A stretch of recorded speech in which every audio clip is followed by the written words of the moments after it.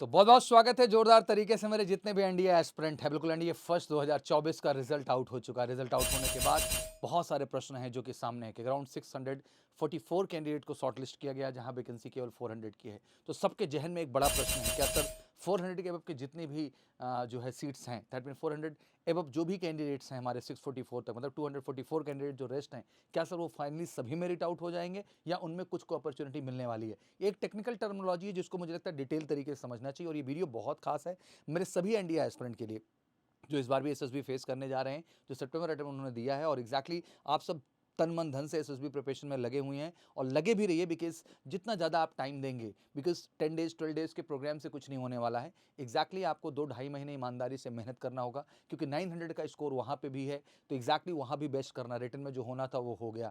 SSB में best score के लिए आपको मोर एंड मोर प्रैक्टिस चाहिए, मोर एंड मोर प्लान चाहिए। तो एग्जैक्टली मुझे लगता है कि आप जितना मैक्सिमम टाइम देंगे उतना आपके लिए बेनिफिट होगा, और एमकेसी के साथ जुड़ के बिल्कुल आप उस अप टू 90 डेज प्लान में जुड़ सकते हैं 2 से 2.5 महीने के लिए, और जम के मेहनत करके हर पार्ट पे बेहतर करके अपने आप को बेहतर बना सकते हैं, क्योंकि हमारे साथ हैं देश के one of the best assessor जो आपको रियल तरीके से एसेस करेंगे, आपको फीडबैक देंगे और आप में डेवलपमेंट पे काम करेंगे, और एग्जैक्टली आपका श्योर शॉर्ट रिकमेंडेशन होगा। बट इन सब के बीच जो सबसे बड़ा प्रश्न बना हुआ है कि आखिर एनडीए फर्स्ट 2024 जो फाइनल मेरिट रिजल्ट आउट हुआ है सर, इसमें कई सारे प्रश्न बन रहे हैं। पहला, जैसे कि एनडीए फर्स्ट 2024 की वैकेंसी वही 400 है, पता ही एनडीए की वैकेंसी वही है।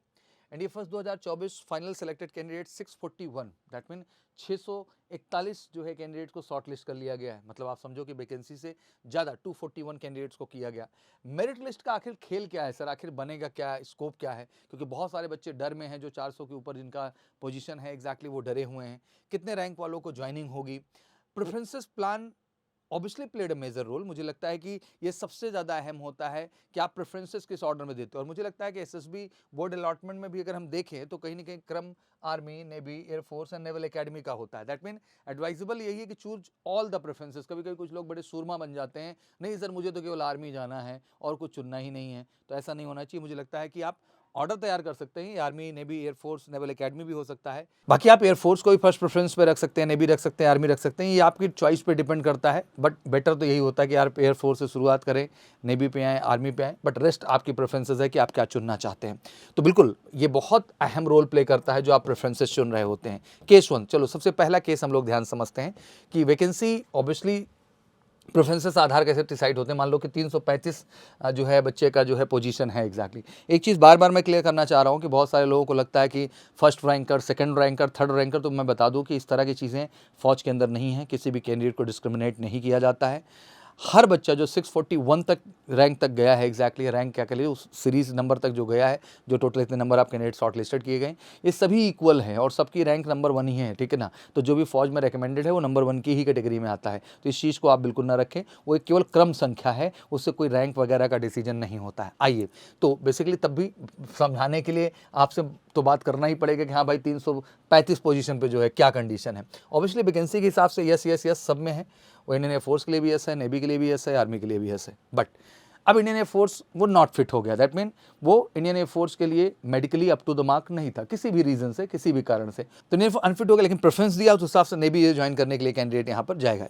ऑब्वियसली ये मेरिट इन होगा, इसमें कोई क्वेश्चन मार्क ही नहीं है। आगे बढ़ते हैं, केस 2, 450 रैंक्स। अब यहाँ पे क्या होता है कि भाई वैकेंसी के हिसाब से तो सिंपली बात है कि नो वर्ड ही यूज किया गया है, दैट मीन आर्मी में फिट भी है लेकिन वैकेंसीज के हिसाब से वो अपॉर्चुनिटीज़ को नहीं ले पा रहा है। लेकिन नेवी और इंडियन एयरफोर्स में हो सकता है उसके लिए वैकेंसी अवेलेबल हो, दैट मीन उसके स्कोर के हिसाब से, उसके परफॉर्मेंस के हिसाब से वो वैकेंसी अवेलेबल है वहाँ पर। बट यहाँ पे भी मेडिकल क्राइटेरिया में वो अप टू द मार्क नहीं हुआ, तो इन दैट केस वो मेरिट आउट हो जाएगा। दैट मीन ये 450 वाले के भी स्कोप हो जाते हैं ज्वाइनिंग के। आर्मी में वैकेंसी ना होने की वजह से वो अपॉर्चुनिटी नहीं पा रहा, फिट है, लेकिन टेक्निकली उसके पास नेवी, एयरफोर्स का भी रास्ता खुलता है। बट इन दैट केस जब वो उनके क्राइटेरिया को फिट कर रहा हो, दैट मीन मेडिकली वो फिट हो, that mean in that case obviously वो मेरिट आउट होगा। केस 3, ऑब्वियसली 520 रैंक है, बहुत क्लियर सा कॉन्सेप्ट है कि यार वैकेंसी नो में ही आता है क्योंकि 400 के ऊपर जा रहा है सीधा सीधा, लेकिन वो आर्मी में फिट है, नेवी में भी फिट है, इंडियन एयरफोर्स में भी फिट है। बट यहाँ टेक्निकल पॉइंट ये हो जाता है कि आर्मी के लिए नो केवल इसलिए हो जा रहा है क्योंकि आर्मी में वैकेंसीज नहीं है,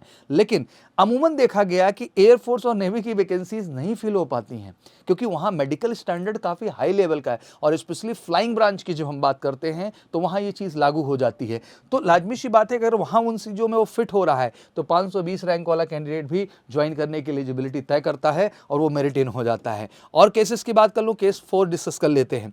मान लीजिए 580 रैंक है कैंडिडेट की और फ्लाइंग ब्रांच के लिए फिट गया है, बिल्कुल वैकेंसी होगी, क्योंकि इसमें ज़्यादातर देखते हैं हम एयरफोर्स की हमेशा से फ्लाइंग ब्रांच का स्टेटस ये रहा है कि उसकी वैकेंसीज फुल नहीं हो पाई हैं। इस कारण से नहीं कि बच्चे ने एसएसबी में बहुत अच्छा स्कोर किया, इस कारण से नहीं कि बच्चे ने रिटन में बहुत अच्छा स्कोर किया हुआ है, इन सब से हटके भी एक बड़ा कारण है कि बच्चा मेडिकली ही फिट नहीं था इंडियन एयरफोर्स के फ्लाइंग कोर के लिए। तो अगर वो 580 रैंक वाला भी फिटनेस को प्रूव कर रहा है तो इंडियन एयरफोर्स उसको ज्वाइनिंग के लिए बुलाएगा और फाइनली वो कैंडिडेट मेरिट इन हो जाएगा। तो बहुत ज़्यादा डेमोरलाइज होने की ज़रूरत नहीं है, स्कोप हर चीज पे है। अगर आप मेडिकली फिट हैं, आपकी रैंक हाई है, तो बिल्कुल आपके लिए स्कोप है, क्योंकि बहुत सारे बच्चे मेडिकली अनफिट होने वाले हैं, बहुत सारे बच्चे जेई में ज्वाइन कर चुके हैं, बहुत सारे बच्चे अन्य अपॉर्चुनिटीज़ को ज्वाइन कर चुके हैं। और आज अगर इतनी बड़ी लिस्ट जनरेट करनी पड़ी है एनडीए को, तो एग्जैक्टली अगर उनका कोटा 500 में ही पूरा हो जाता या 450 में रैंक में पूरा हो जाता तो लाजमी सी बात है कि इतनी बड़ी मेरिट लिस्ट तैयार करने की ज़रूरत क्या थी। तो कहीं ना कहीं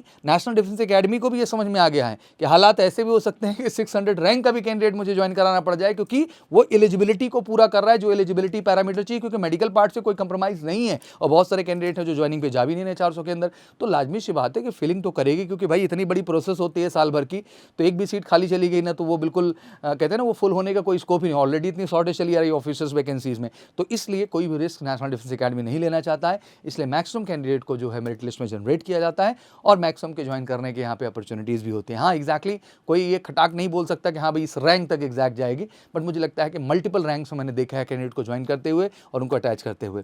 आशा करता हूँ बहुत क्लैरिटी मिली होगी आप सबको, और यही कहना चाहता हूँ कि बिल्कुल ज्वाइनिंग आएगी, इंतजार करिए पेशेंस के साथ। जिनका हो गया उनको बहुत बहुत कॉन्ग्रेचुलेशन, और बिल्कुल एमकेसी फैमिली और सौसर की तरफ से आपको। बट साथ ही साथ जो हैं हायर रैंक के बेटा, आपने ये भी सितंबर क्वालिफाई किया है, निराश मत होइए, फोकस करिए पूरा एसएसबी में मेरे लाल, एंड गिव द बेस्ट यार नेक्स्ट अटेम्प्ट में। रिटन का जो स्कोर होना था वो हो चुका है, एसएसबी का बेस्ट स्कोर करके श्योर शॉर्ट रिकमेंडेशन लीजिए। बाकी कोई क्वेरीज हो तो बिल्कुल कॉल करो हमारे ऑफिशियल नंबर 9696330033 पर, और जुड़ो एमकेसी के साथ सबसे सटीक, अप टू द मार्क और ऑथेंटिक अपडेट के लिए। Thank you so much, wish you good luck, जय हिंद, जय भारत।